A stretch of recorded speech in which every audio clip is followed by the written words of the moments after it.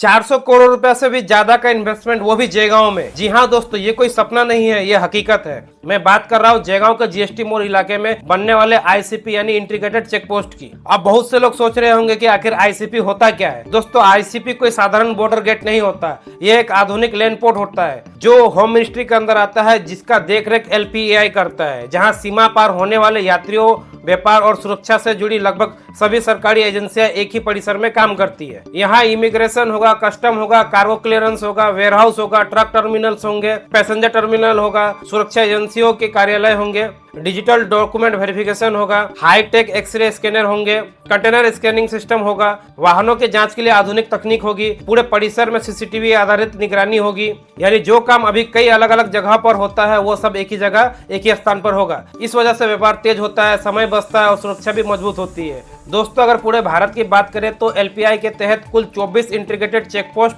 परियोजनाएं चिन्हित की जा चुकी है। इनमें से लगभग 13 आईसीपी वर्तमान में संचालित है, 4 निर्माणाधीन है और बाकी 7 परियोजनाओं के लिए भूमि अधिग्रहण, स्वीकृतियां और अन्य प्रशासनिक प्रक्रिया विभिन्न चरणों में चल रही है। अब सवाल आता है कि आखिर जयगांव को ही क्यों चुना गया। जयगांव और फुनसिलिंग भारत और भूटान के बीच सबसे महत्वपूर्ण व्यापारिक प्रवेश द्वार माने जाते हैं। भारी मशीनरी, प्रोजेक्ट मशीनरी, मेडिकल उपकरण, सीमेंट, मोटर वाहन और कई औद्योगिक सामान इसी मार्ग से भूटान भेजे जाते हैं। वहीं दूसरी तरफ फेरोसिलिका, कैल्शियम कार्बाइड, स्टील उत्पादक, मार्बल और कॉपर जैसे सामान इसी रास्ते से भारत आते हैं। इतना ही नहीं, तीसरे देशों के साथ होने वाले भूटान के व्यापार में भी जयगांव की भूमिका बेहद महत्वपूर्ण मानी जाती है। यही कारण है कि land port authority of India यानी एलपीएआई ने जयगांव को एक आधुनिक लैंड पोर्ट के रूप में विकसित करने की योजना बनाई।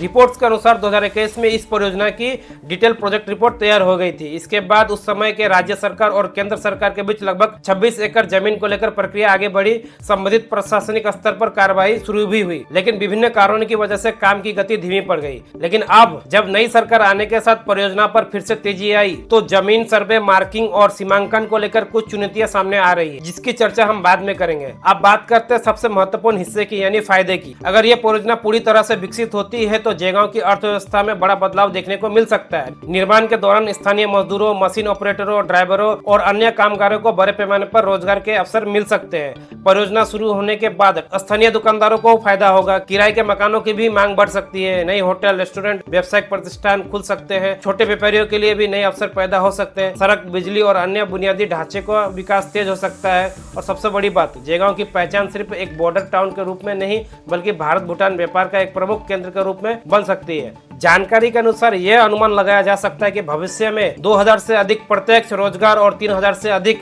कॉन्ट्रैक्ट तथा सहायक रोजगार अवसर पैदा हो सकते हैं। हालांकि वास्तविक संख्या परियोजना के अंतिम स्वरूप और भर्ती प्रक्रिया पर निर्भर करेगी। हालांकि फिलहाल जमीन सर्वे, मार्किंग और सीमांकन को लेकर कुछ चुनौतियां सामने आ रही है। कुछ स्थानीय परिवारों की जमीन और संपत्ति प्रभावित होने की आशंका है, इसलिए उनकी चिंताएं भी सामने आ रही है। लेकिन साथ ही प्रभावित परिवारों की चिंता का समाधान भी उतना ही महत्वपूर्ण है। मेरा मानना है कि विकास और स्थानीय लोगों के अधिकार दोनों का संतुलन जरूरी है। अगर सभी पक्ष बातचीत से समाधान निकाले तो यह परियोजना पूरे क्षेत्र के लिए लाभदायक साबित हो सकती है। इसलिए स्थानीय प्रशासन, विधायक व मंत्री विशाल लामा जी इस मामले को जमीनी स्तर पर देख रहे हैं और जल्द ही स्थानीय समाधान निकलने की उम्मीद जताई जा रही है। लेकिन एक बात तय है, अगर यह परियोजना सफलतापूर्वक पूरी होती है तो जयगांव, फुनसिलिंग और पूरे डुवर्स क्षेत्र के आर्थिक विकास में यह एक ऐतिहासिक कदम साबित हो सकता है। 400 करोड़ रुपए का यह प्रोजेक्ट सिर्फ एक बिल्डिंग नहीं बल्कि आने वाले समय में पूरे क्षेत्र की आर्थिक तस्वीर बदलने की क्षमता रखने वाली परियोजना के रूप में देखा जा रहा है। तो दोस्तों, जयगांव आईसीपी को लेकर आपकी क्या राय है कमेंट में जरूर बताइएगा।